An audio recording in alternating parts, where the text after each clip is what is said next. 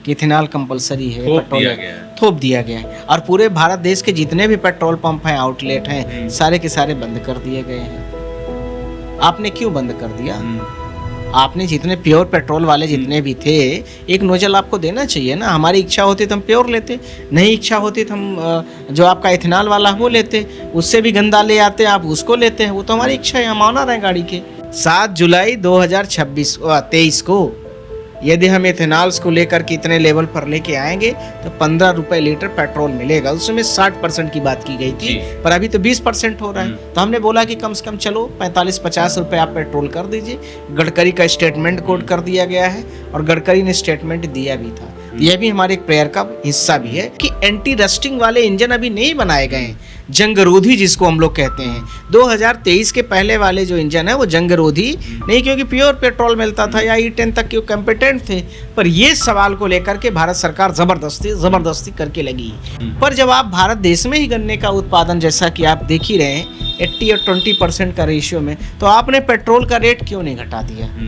बड़ा सिंपल सा सवाल है। नहीं तो कई सारी रिपोर्ट्स ये कह रही हैं कि इथेनॉल ज्यादा महंगा पड़ रहा है प्रति लीटर के हिसाब से पेट्रोल के मुकाबले। तो बंद कर दें। कौन कह रहा है कि आप इतना महंगा? भारत देश की किसानों को फायदा देने की जो बात कह रहे हैं आप सब झूठी कह है। रहे हैं इससे किसानों का फायदा होगा। तो कंज्यूमर एक तरफ तो किसानी है, मोटरसाइकिल रखने वाला किसान है, ट्रैक्टर रखने वाला किसान है, फार्मिंग हार्वेस्टिंग मशीन रखने वाला किसान है। ये सब जो काम हो रहे हैं ज़्यादातर तो भारत देश किसान ही, 80% किसान भारत देश में रहते हैं। और हमारी गाड़ी खराब होगी तो उसकी लाइबिलिटी भी हमारी हो गई। इंश्योरेंस कहता है कि मैं दूंगा नहीं कवरेज।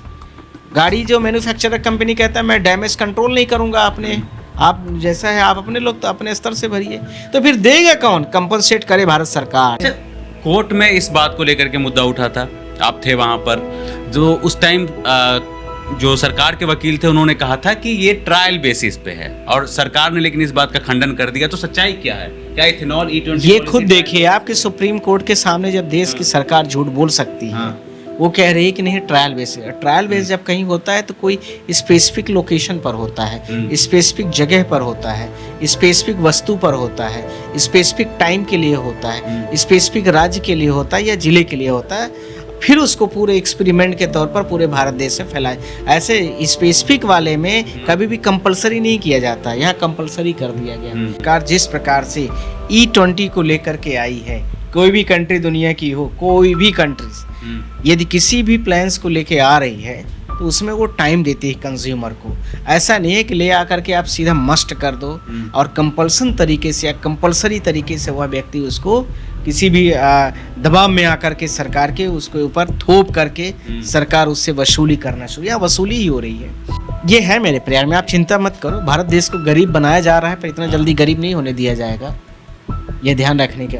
170 रुपये तेल भराने के लिए भारत सरकार जो भारत देश की ये गवर्नमेंट बनी, इसके लिए लोगों ने नहीं लाया था।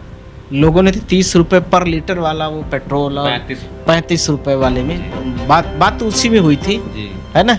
ये थोड़ी हुई थी कि आप 10 गुना बढ़ा दोगे सीधा। ऐसे ये अति हो गई। बार हमको ये वाला याद है, बहुत हुई महंगाई की बार मार, अब की बार मोदी सरकार। एंजॉय करिए, एंजॉय लीजिए, पर हम लोग लड़ेंगे। जिसको एंजॉय करना एंजॉय करे, जिसको सरकार के साथ में रहना रहे, पर जो गलत है वो गलत है, उसको हम लोग लड़ेंगे, कंटेस्ट करेंगे। इथेनॉल ब्लेंडेड फ्यूल को लेकर के सुप्रीम कोर्ट में पहले से मामला चल रहा है। नरेंद्र मिश्रा जी उस केस को देख रहे हैं। दूसरी तरफ अरविंद केजरीवाल भी लगातार इस मुद्दे को उठा रहे हैं, और अब राहुल गांधी ने भी इस मुद्दे को उठा दिया है। एडवोकेट नरेंद्र मिश्रा जी हमारे साथ हैं। ओवरऑल इस केस को अगर कोई लड़ रहा है सुप्रीम कोर्ट के अंदर तो वो नरेंद्र मिश्रा जी ही हैं। सर, स्वागत है आपका यूथ मीडिया टीवी पे। Thank you. सरकार कह रही है कि ये पॉलिसी तो बिल्कुल वापस नहीं होगी। आप सुप्रीम कोर्ट में पिटीशन लगा रखे हैं, क्या लग रहा है, कुछ रिजल्ट मिलेगा? देखिए, ये सरकार का काम है कहना कि ये हम इस पॉलिसीज़ को लाए हैं तो हम इसको विड्रॉ नहीं करेंगे, और हम लोगों का काम होता है कि नियम कानून में कुछ गड़बड़ियाँ पाई जाती हैं तो सुप्रीम कोर्ट के द्वारा या हाई कोर्ट के द्वारा उस केस को फिर से रिकंटिन्यू करने के लिए, रिकंसीडर करने के लिए, रीफ्रेम करने के लिए, और इसके साथ में उसके बारे में फिर से कमेटी या कॉन्स्टिट्यूट करके उसके जो कमियां हो उसको सुधार करने के लिए सुप्रीम कोर्ट से डायरेक्शन दिलाते। बहुत सारे ऐसे केसेस हुए हैं। आपको पता होगा कि कोयला खनन की पॉलिसीज आई थी, 2G 3G स्पेक्ट्रम को लेकर के आई थी। आपको पता है अभी UGC का केस आया था, हम लोगों ने कंटेस्ट किया, उसमें गड़बड़ियाँ थी। अभी देखिए कि अब E20 को लेकर के हम लोग आए हैं, तो ये सवाल चलता रहता है और हम लोगों को लगता है कि ये गड़बड़ है तो गड़बड़ है, और आपके कैमरा के सामने कह रहा हूँ आज। कौन सा गड़बड़ है? सरकार कहाँ मान रही है? वो कह रही माइलेज बस थोड़ा सा घटता है 3 से 5%, बाकी तो सब एक्चुअली गडकरी जी जो है ना, जी। सारी कंपनियों का और उसके साथ में ट्रांसपोर्ट मिनिस्ट्री तो उनके पास थी, पर पेट्रोलियम का भी उन्होंने चार्ज ले लिया है, और साथ में जो टेक्निकल ग्राउंड है उसके भी व्याख्याता और प्रोफेसर भी बन गए हैं।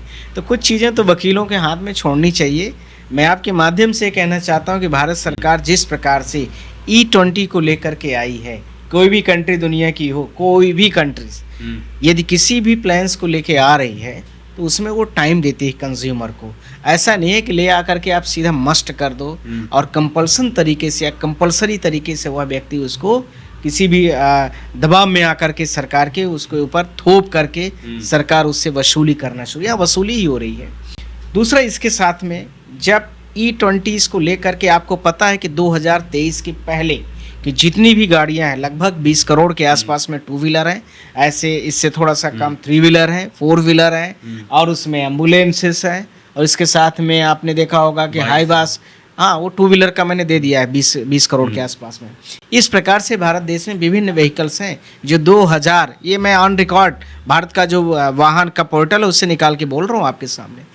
ये सारी चीज़ों के जो इंजन है, जितने भी टाइप्स ऑफ द व्हीकल की मैंने बात किया है, इन सारे के सारे इंजनों में 2023 के पहले की मैं बात कर रहा हूँ, वो कोई भी कॉम्पिटेंट नहीं है। और विभिन्न कंपनियां जो मैन्युफैक्चरर हैं गाड़ियों की, उन्होंने भी बोला कि हमारे इंजन कॉम्पिटेंट नहीं हैं।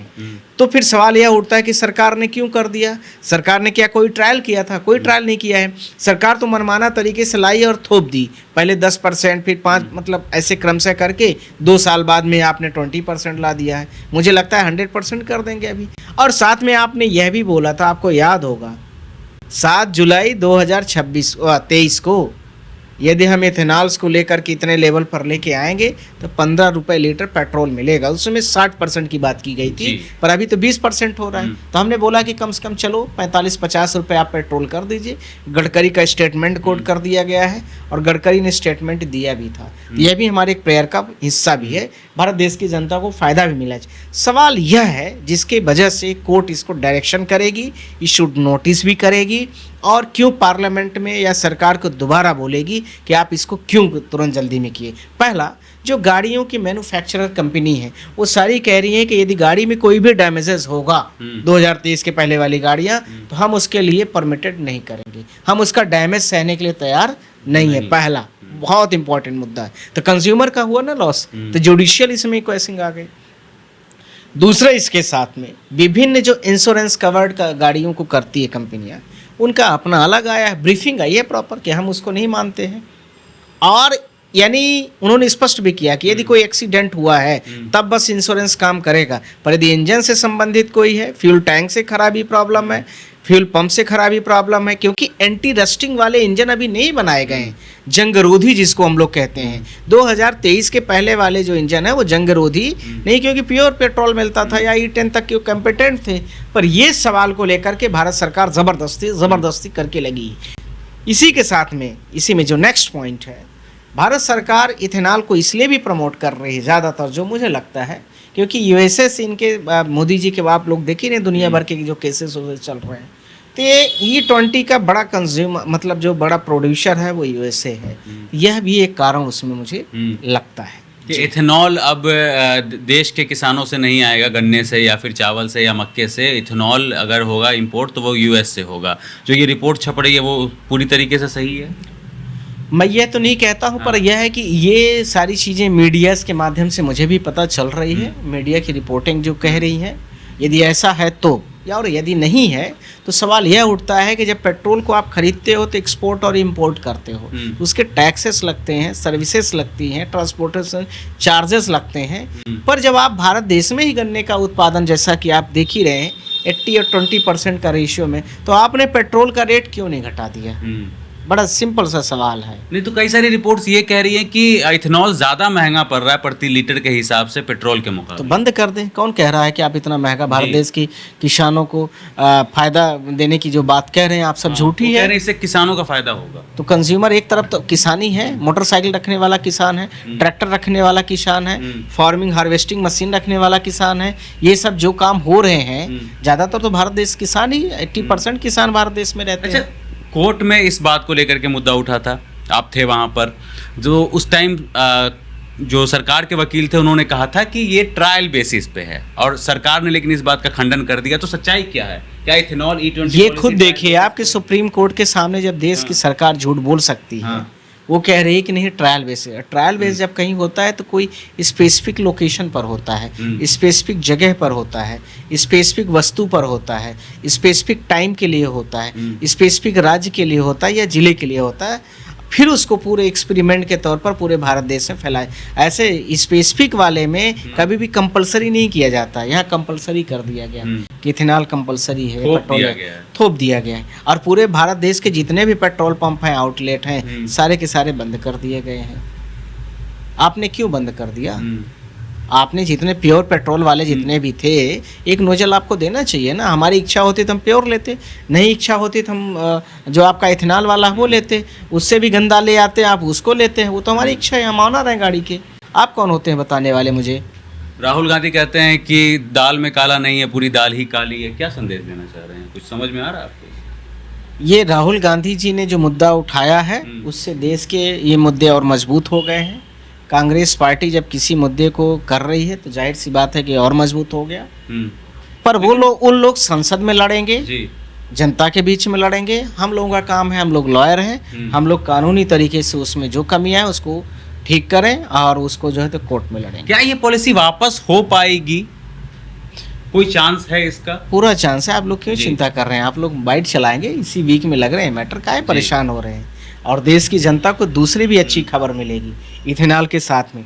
जिन लोगों की गाड़ियां डीजल वेरिएंट की हैं, दिल्ली की हो या भारत देश की कहीं की भी हो, उनको 10 साल के ऊपर की जो गाड़ियां हैं उनका रजिस्ट्रेशन पोल्यूशन के लिए नहीं करती कंपनियां। भारत सरकार ऐसा करने से मना करती है। उनके लिए भी पिटीशन है, आपके माध्यम से मैं बोल रहा हूँ। बिना मेरे गाड़ी को चेक किए आप कैसे बता सकते हैं कि मेरी गाड़ी पोल्यूशन बहुत ज़्यादा करती है, कम करती है? बिल्कुल नहीं करती है। जो जर्मन गाड़ियां हैं, मान लीजिए बड़ी बड़ी, चाहे मर्सिडीज़ की हो, चाहे ऑडी की हो, BMW, कोई भी बड़ी बड़ी गाड़ियां हो, करोड़ों की गाड़ियां जिनके पास हैं, मुझे लगता है कि इनके इंजन बड़े कॉम्पिटेंट होते हैं। मैं ये नहीं कह रहा हूँ कि मतलब नहीं हो सकता है, हो सकता है, पर उनको पहले आप चेक तो करोगे। बिना चेक करे ही किसी पेशेंट को बिना चेक किए आप बता दो कि नहीं ये कैंसर के 4 स्टेज में पहुंच चुका है, इसका दवा दर्पण नहीं है, अब इसको घर ले जाओ, डेड घोषित कर दो। ये कहाँ से संभव है? बड़ी सिंपल सा उदाहरण मैंने दिया है, आप खुद बताइए। तो जितनी गाड़ियाँ खड़ी हैं, जैसे मान लीजिए मेरे पास ऑडी है, आपके पास मर्सिडीज़ है, मान लीजिए किसी और के पास कुछ और है, तो उसको चेक तो करो। पॉल्यूशन दे रही है, आपका जो स्टैंडर्ड पेरीमीटर है उस पर वो फिट बैठ रही है, नहीं बैठ रही है? नहीं बैठेगी तब तो आप उसको रिजेक्ट कर दोगे, पर आप बिना चेक ही किए उसको रिजेक्ट कर दोगे। वही मैंने आपको उदाहरण बताया है कि कैंसर 4 स्टेज का, एक फर्स्ट स्टेज का, पहले चेक तो करो। यहाँ पहले ही फैसला आ जाता है कि ये पहले ही गाड़ियाँ फैसला बैंड हो आ जाएगी, ये गाड़ियाँ चलेंगी, गाड़ियाँ इथेनॉल चलेंगी। डालना ही पड़ेगा आपको, नहीं डालना है तो 170 रुपये प्रति लीटर है XP 100, वो भी कुछ कुछ पेट्रोल पंप पर, वो जाकर के आप भराइए। वो भराइए, अब उसको दे भी नहीं रहे हैं। और हमारी गाड़ी खराब होगी तो उसकी लाइबिलिटी भी हमारी हो गई। इंश्योरेंस कहता है कि मैं दूंगा नहीं कवरेज। गाड़ी जो मैन्युफैक्चरर कंपनी कहता है मैं डैमेज कंट्रोल नहीं करूंगा, आपने आप जैसा है आप अपने लोग तो अपने स्तर से भरिए। तो फिर देगा कौन? कंपनसेट करे भारत सरकार, जो ले आके जबरदस्ती की है। गडकरी जी कहते हैं कि 5 गाड़ी ला करके मुझको दिखा दो जिस गाड़ी के अंदर प्रॉब्लम आ रही है, और 5 लाख वीडियोस पड़े हुए हैं, चाहे वो मैकेनिक के हों, चाहे आप जैसे वकील के हों, या फिर और जब भी पत्रकार के हों जो गैराज में जा करके जांच कर रहे हैं। ऐसे 85 लाख वीडियोस पड़े हुए हैं जिसमें गाड़ियों में प्रॉब्लम्स आ रही है। जाहिर सी बात है होगी। और यदि आपके चैनल के माध्यम से गडकरी जी देखेंगे तो मेरी भी 2 गाड़ियाँ हैं, वो भी ले जाएं। और आज मैं आपके सामने नहीं कह रहा हूँ, जिस दिन मैंने केस को फाइल किया था 3 हफ्ते हो गए होंगे, 3-4 हफ्ते लगभग ऑलमोस्ट। उस दिन भी न्यूज़ चैनल, सारे नेशनल चैनल बैठे थे, TV9, बड़े मतलब बहुत सारे बड़े बड़े पूरे देश के बड़े चैनल बैठे थे। मैंने उनसे भी बोला था कि गडकरी साहब को बोल दीजिए मेरी गाड़ी ले जाएं तो। और आज भी बोल रहा हूँ आपके सामने, अभी भी दिक्कत है। कितना माइलेज गिरा है?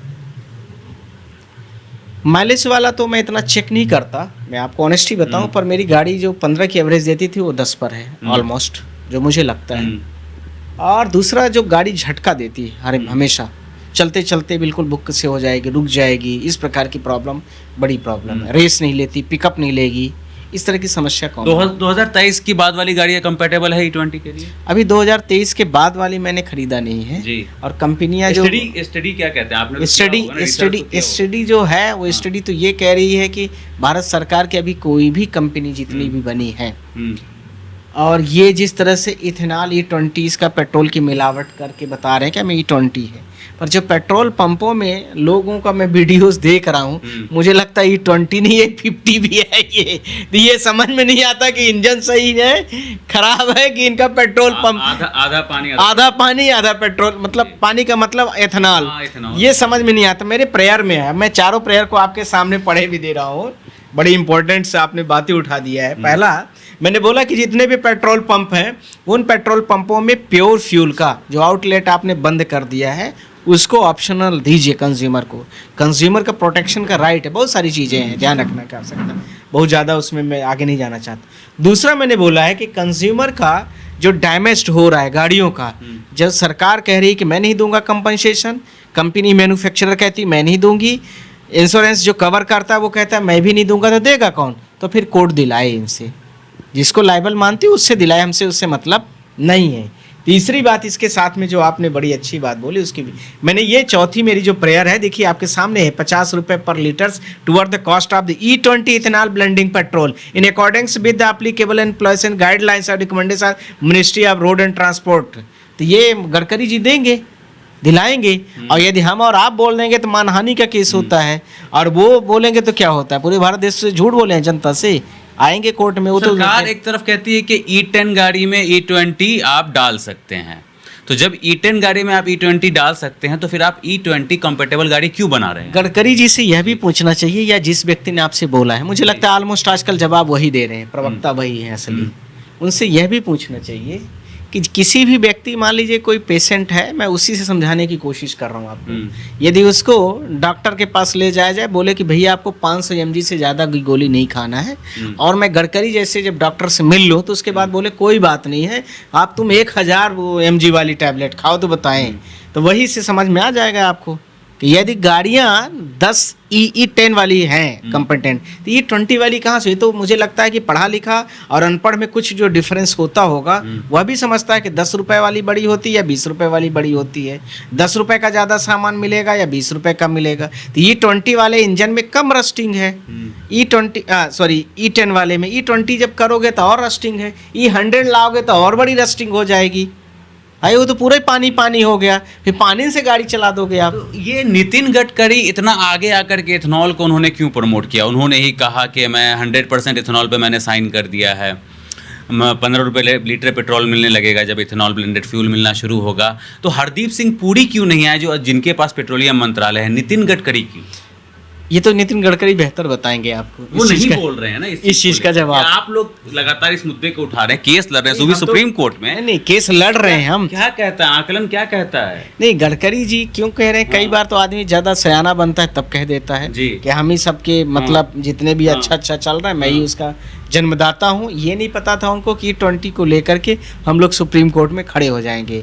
दूसरा, विपक्ष की पार्टियां भी इतने तेजी से आंदोलन करेंगी या चीज़ों को उठाएंगी, ये उनको मुझे लगता है अनुमान नहीं था। दूसरा, इसके साथ में इससे भी ज़्यादा जो महत्व, इतने सारे सोशल मीडियाज के वीडियो डाले जा रहे हैं, हर व्यक्ति गाड़ी का एक कंज्यूमर है। वर्तमान में भारत देश के पास 40 करोड़ के आसपास गाड़ियाँ हैं, 40-45 करोड़, 40 करोड़ 42 करोड़ जो आबादी है, तब समझ लीजिए कि 2 व्हीलर 4 व्हीलर कितनी सारी नंबर ऑफ गाड़ियाँ हैं।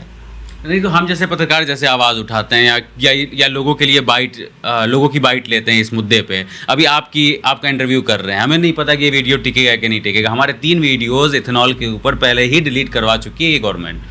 चिंता मत करिए, जिस दिन लगेगा उस दिन कोर्ट को हम लोग बोलेंगे कि ऐसे जो सरकार ये पॉलिसीज लेके आई है और जिस तरह से धमकाती है, जिस तरह से आपके ही मोबाइल में एक्सेस में यदि हम देश की जनता की आवाज़ उठाते हैं, सरकार के लिए कम्पेटेंट नहीं होती है, तो सरकार उसको जाके सीधा डिलीट करती है।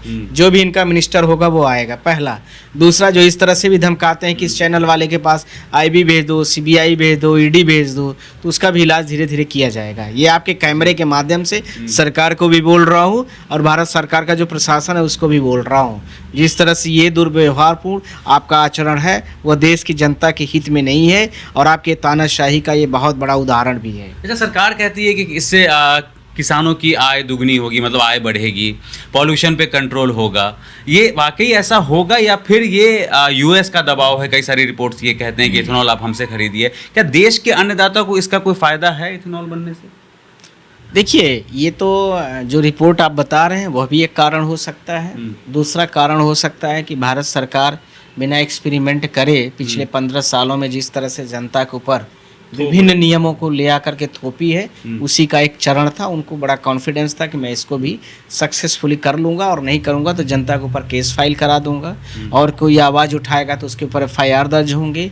मानहानि का नितिन गडकरी बोलते ही रहते हैं, सब जगह FIR कराऊँगा।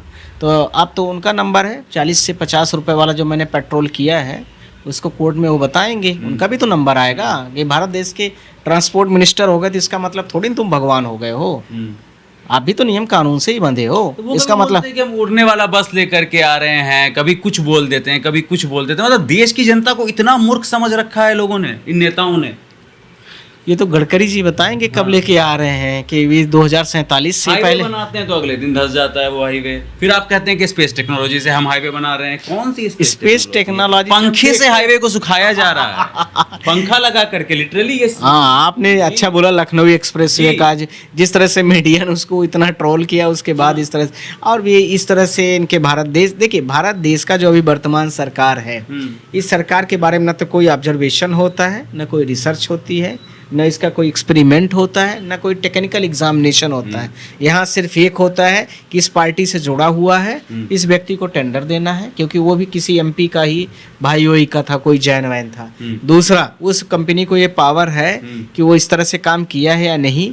तीसरा, एग्जामिनेशन की जो मतलब अप्रूवल देते हैं पैसा निकालने के लिए, जो उसका PWD की रोड है या मान लीजिए स्टेट हाईवेज है या कोई भी विभाग की रोड है, तो उसका जो अधिकारी होगा उनको पर्याप्त तरीके से जब कमीशन जाता है, सरकार के पास पैसे जाते हैं, तो फिर सारा एग्जामिनेशन वहीं प्रॉपर हो गया और वहीं सब ओके हो गया। जनता को पैसा मिले, जनता को रोड मिले, जनता को क्या करना है, ये सब BJP उससे बहुत मतलब नहीं होता है ना। BJP इसके बारे में कंसीडर एक ही बारिश में सारा पोल खुल जाता है देश के अंदर, चाहे पूना हो या फिर हरिद्वार हाईवे, देहरादून हाईवे हो या फिर उत्तर प्रदेश का हो। एक बार में नहीं, 1 मिनट में जी।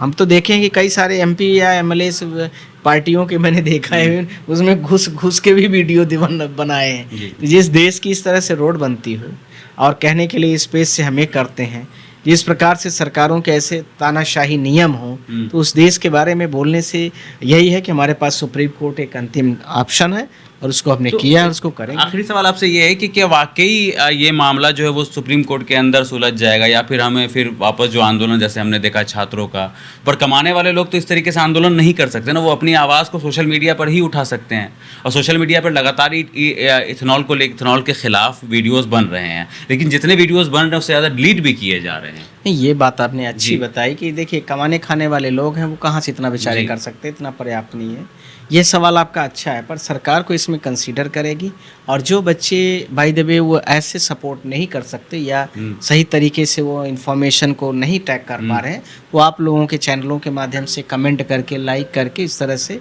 अपने ऑब्जर्वेशन को वो जता सकते हैं, अपने ऑब्जेक्शन को दर्ज करा सकते हैं। और यदि उनको लगता है कि E20 अच्छा है तो वह भी लिख सकते हैं, उनकी खुली आज़ादी, उसमें कोई विषय नहीं। पर हमको लगता है कि गलत है तो हम उसका विरोध करेंगे। आपको लगता है अच्छा है तो आप सपोर्ट करिए, आप सपोर्ट में खड़े हो जाइए, उससे हमें कोई फर्क थोड़ी पड़ता है। मतलब 2 नोजल रहता है पेट्रोल पंप पे, एक डीजल का या पेट्रोल का, या फिर एक जनरल वाला हो गया, एक एक्स्ट्रा वाला हो गया, ठीक है, हाँ एक्स्ट्रा वाला हो गया, और इसके साथ में एक जो शुद्ध वाला जो होगा 170 रुपए वाला, 170 रुपए, हाँ एक वो हो गया। आप किसी वो खरीदने की देश की मेरे ख्याल में 10% की भी औकात नहीं है। ये है मेरे प्यार में, आप चिंता मत करो। भारत देश को गरीब बनाया जा रहा है, पर इतना जल्दी गरीब नहीं होने दिया जाएगा, ये ध्यान रखने का। 170 रुपये तेल भराने के लिए भारत सरकार जो भारत देश की ये गवर्नमेंट बनी इसके लिए लोगों ने नहीं लाया था। लोगों ने 30 रुपए पर लीटर वाला वो पेट्रोल और 35 रुपए वाले में बात तो उसी में हुई थी, जी है ना। ये थोड़ी हुई थी कि आप 10 गुना बढ़ा दोगे सीधा, ऐसे ऐसे ये अति हो गई है। बहुत हुई पेट्रोल की मार अब की बार मोदी सरकार, बहुत हुई महंगाई की बार, अब की बार पेट्रोल अच्छा। पर भी था। अच्छा, तो अब की बार हमको ये वाला याद है, बहुत हुई महंगाई की बार मार, अब की बार मोदी सरकार। जी। एंजॉय करिए, एंजॉय लीजिए, पर हम लोग लड़ेंगे। जिसको एंजॉय करना है एंजॉय करे, जिसको सरकार के साथ में रहना रहे, पर जो गलत है वो गलत है, उसको हम लोग लड़ेंगे, कंटेस्ट करेंगे।